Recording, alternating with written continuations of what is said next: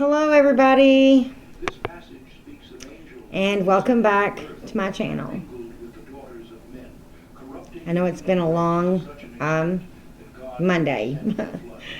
Anyway, welcome back to Mercy. And if you're new here, I am Melissa, and tonight we are talking about something so many women silently struggle with: manipulative relationships, love bombing, ghosting, narcissistic partners, and the deep emotional damage that follows. If this message blesses you, make sure to like and share and subscribe so we can spread the gospel and God's healing truth across the world. So let's get into it.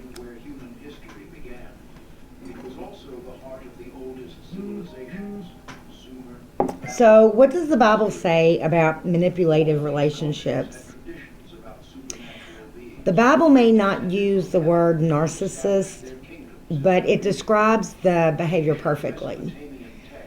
In 2 Timothy 3:2-5, it talks about people who are lovers of themselves, proud, abusive, without self-control, lovers of pleasure, having a form of godliness but denying its power. And then it says something powerful: from such people turn away. From such people turn away. God does not tell you to fix them. God does not tell you to tolerate them. God does tell you to protect your heart.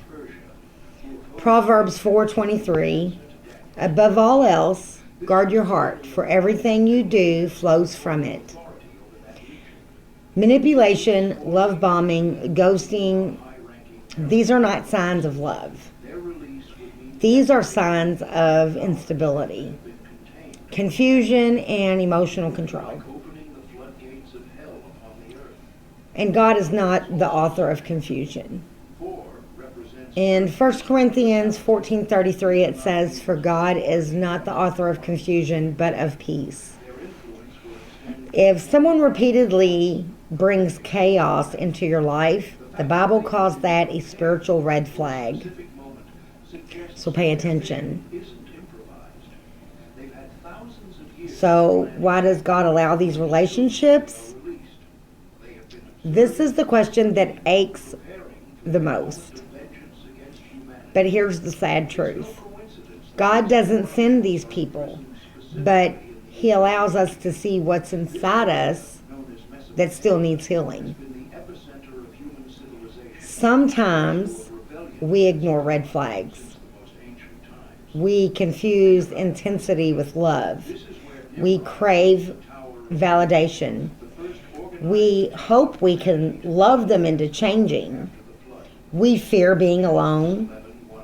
We repeat patterns, and we repeat patterns that we learned in childhood. God allows these relationships not to break you, but to wake you. So to show you where your boundaries need strengthening, where your self-worth needs rebuilding, where your discernment needs sharpening, where your heart needs healing, and to remind you that you deserve the love He designed, not the love you've been settling for.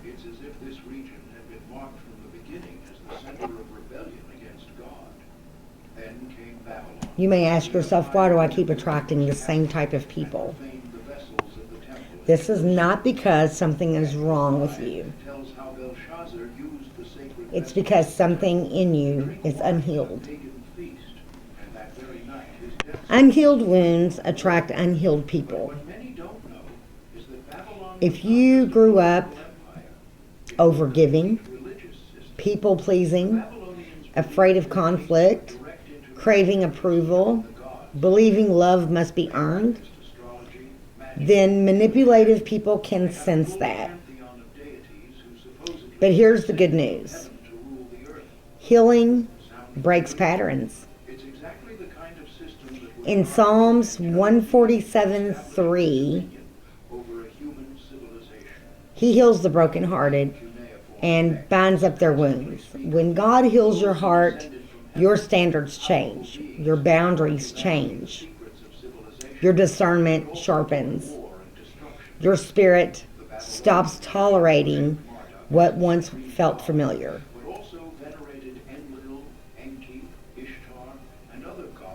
So, what does the Bible say to women hurting from narcissistic partners? God is fiercely protective of women who are mistreated. In Psalms 34:18, it says, "The Lord is close to the brokenhearted." Isaiah 61:1 says, "He has sent me to bind up the brokenhearted, to proclaim freedom for the captives." God sees manipulation, gaslighting, the emotional roller coaster, the false apologies, the promises that never change, the love bombing followed by silence, the ghosting that leaves you confused and ashamed. And he calls it oppression, not love. God never asks you to stay where your soul is being destroyed.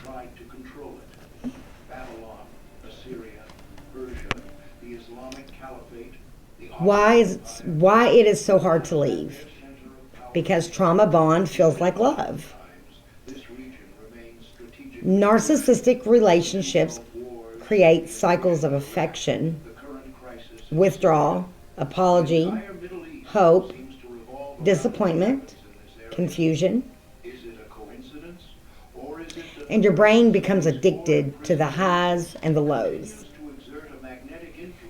Your heart becomes attached to the potential, not the reality. And your spirit becomes drained, making it harder to think clearly. And this is why God says in Proverbs 14:7, "Leave the presence of a fool, not because you're weak, but because the cycle is spiritually dangerous."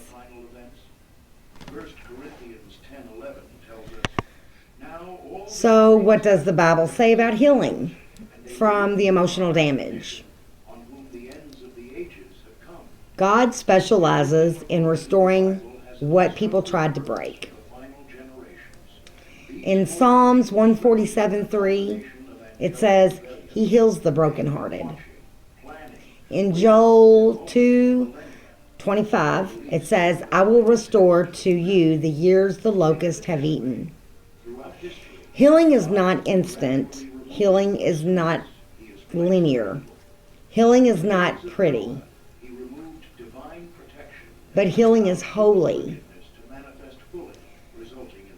God will rebuild your identity, restore your confidence, renew your mind, strengthen your boundaries, teach you what real love looks like, and he will never shame you for being hurt.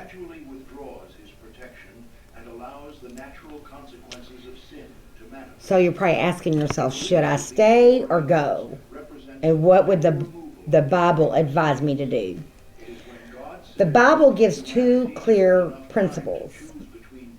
One, God calls you to peace. In Colossians 3:15, let the peace of Christ rule in your heart. If peace cannot rule, the relationship is not aligned with God. And two, God calls you to wisdom. In Proverbs 4:7, wisdom is the principal thing. Wisdom protects you. Wisdom sets boundaries. Wisdom walks away when necessary. God will never ask you to stay in a relationship that destroys your peace, your identity, your safety, your purpose, or your relationship with Him. They will present themselves as If someone says, I love you, but their actions consistently harm you, the Bible calls that deception, not love. what Satan has always promised. In 1 John 3:18 it says, let us not love with words or speech, but with actions and in truth. Eve believed the lie because she wanted to believe she could be like God. So, Final humanity how do I move forward? because they will want Here's the biblical path. angelic beings are their liberators. Number one, get honest with God. It also serves as a testimony to God. Tell Him everything. He can handle your pain. They're being released is one Number two, grace for ask for clarity, not comfort. opportunity for Clarity will set you free. turn to God. But it is 3, also an accumulation of strengthen your boundaries. Boundaries are biblical, not selfish. God revealed from heaven against 4, ungodliness. surround yourself with wise counsel. In Proverbs 11:14 it says, in multitude of counselors there is safety. 4 angels are released. 5, Like opening let God rebuild your self-worth. all the accumulation You are not hard to love. You were just loving the wrong person. of destruction. The moment of the release of these 4 angels will mark a before and after in So, before we go, Revelation. if this message spoke to you, They were released to kill spoke to your heart, mankind. don't keep it to yourself. Like and share and subscribe so we can spread God's truth and healing across the globe. Describes in a way that And remember, gives me chills. you are worthy, you are loved, 15 says, you are chosen, and God is not done with you. Your story does not end here. 200 million supernatural beings Good night, friends.